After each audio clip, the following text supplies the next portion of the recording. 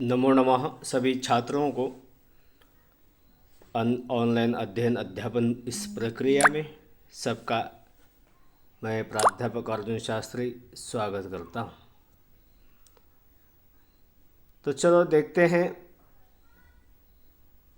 इससे पहले हमने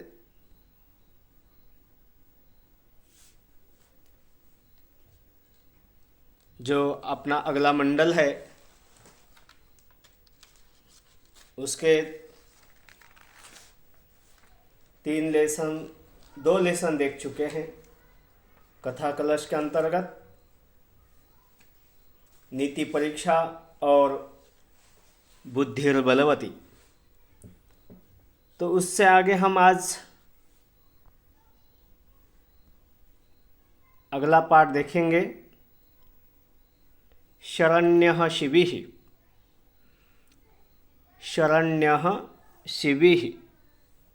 इस शिबि नाम का एक राजा था। देखो नीचे हम यहाँ पे देख सकते हैं, भूमिका से पूर्व नीचे लिखा हुआ है।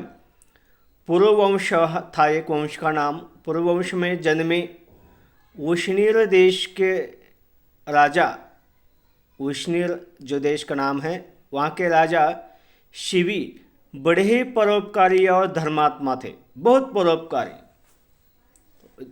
वो विख्यात है, प्रसिद्ध है, फेमस है दानशूर में, परोपकार में, और वह धर्मात्मा भी थे।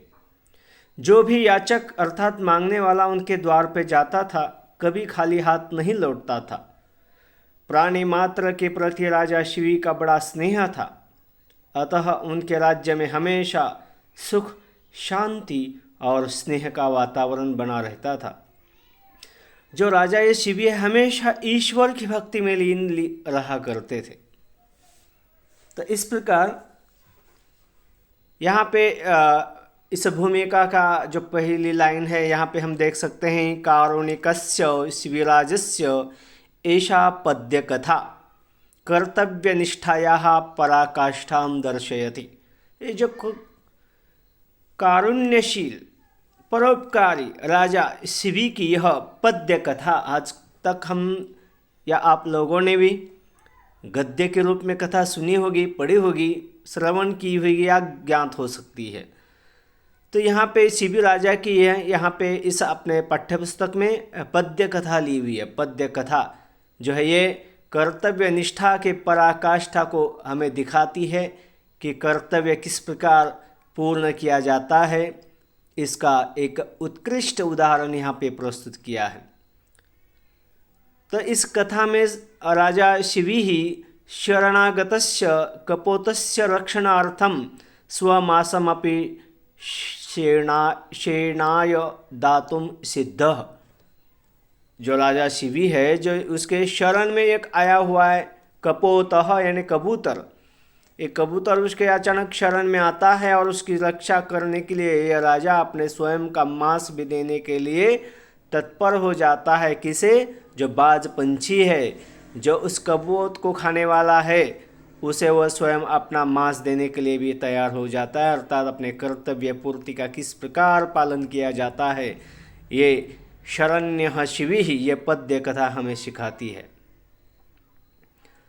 तो सभी को ज्ञात है राजा शिवी बड़ा दानशूर था, और इस दानशूर राजा की परीक्षा लेने के लिए जो है देवराज इंद्र बाज का उसने रूप धारण किया, और कपोत यानी कबूतर का रूप धर्मराज ने धारण किया था उसकी परीक्षा लेने के लिए। तो आगे आगे वो कपोत जा रहा था, उसके पीछे पीछे उसे खाने के लिए, पकड़ने के लिए वो बाज पंछी जा रहा था। इस प्रकार वो दौड़ता हुआ वो धर्मरूपी कपोत यानी कबूतर राजा शिवी के गोदी में जाकर बैठ गया।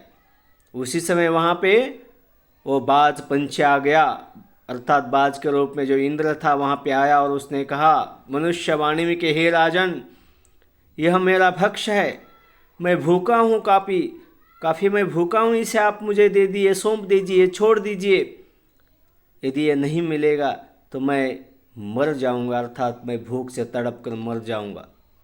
जब ये वाक्य राजा शिवी ने सुना तो बड़े द्वंद्व में पड़ गया। ये कपोत मेरे शरण में आया है तो मैं इसका त्याग नहीं कर सकता और मैं इसे भूखेला भी छोड़ नहीं सकता, तो करूं तो क्या करूं?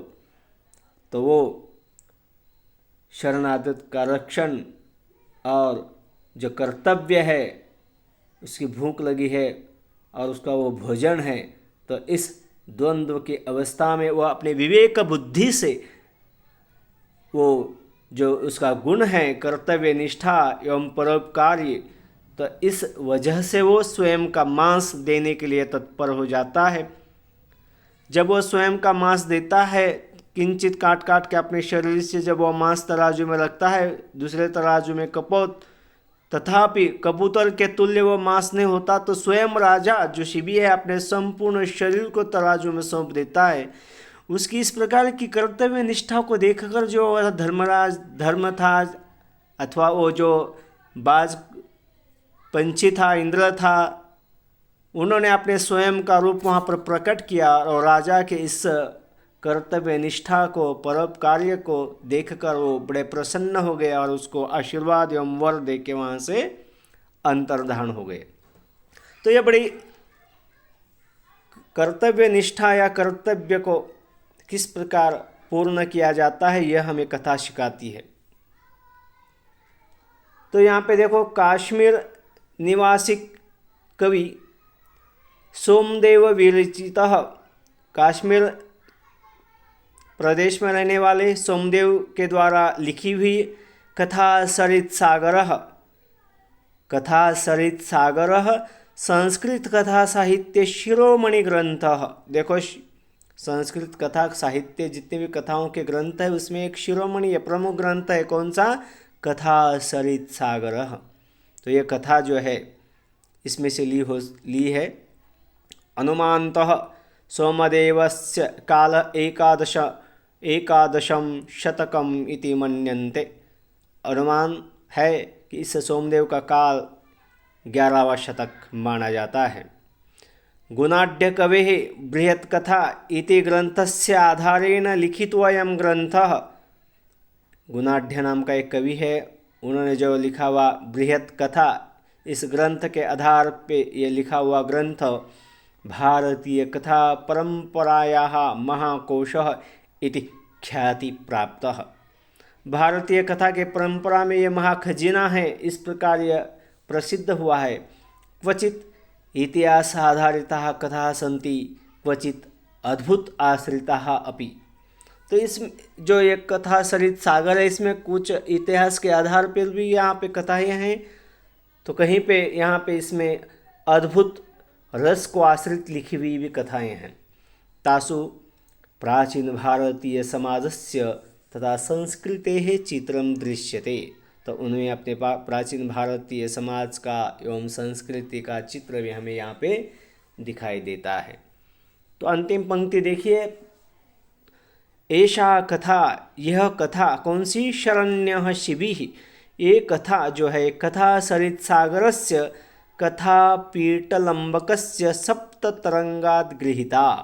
तो कथा सरित सागर से उसमें जो कथा पीटलंबक है उसके सप्तम तरंग से ये ली हुई है। तो इसमें से यदि संदर्भ आता है तो इसके हमें जो कवि है सोमदेव लिखना है। कवि सोमदेव द्वारा रचित कथा सरित सागर ग्रंथ से शरण्यः शिबि इस पाठ से प्रस्तुत वाक्य लिया है। इस प्रकार आप संदर्भ में भी लिख सकते हैं। आप ये संदर्भ जो होता है वो 1 अंक के लिए होता है। साथ में एक महत्वपूर्ण मैं आपको बात बताना चाहता हूँ कि जो ये अपना शरण्यः शिबिः, ये जो पद्य कथा है राजा शिबी की, इसके जो भी सुभाषित यहाँ पे दिए हुए हैं, कुल इस पद्य में 9 सुभाषित है। तो ये 9 सुभाषित में कथा ये पूर्ण हो जाती है, पद्यमय कथा। और पहले भी मैंने इससे पूर्व जो पढ़ाया था सुक्ति सौरभः, और ये दूसरा पद्य शरण्यः शिबिः, इसमें से ये 2 पद्य अन्वय पूर्ति अथवा माध्यम भाषाया अनुवादम कुरुत, इसके लिए ये निश्चित किए गए पद्य पाठ है। तो ध्यान रखना है आपको इसका अन्वय या आपको माध्यम भाषा में आपको सरल अर्थ लिखना है और सुक्ति सौरभ और शरण्य शिभिः। तो धन्यवाद। अग्रिम तासिका में हम आगे चलेंगे, इसके सुभाषित देखेंगे। धन्यवाद।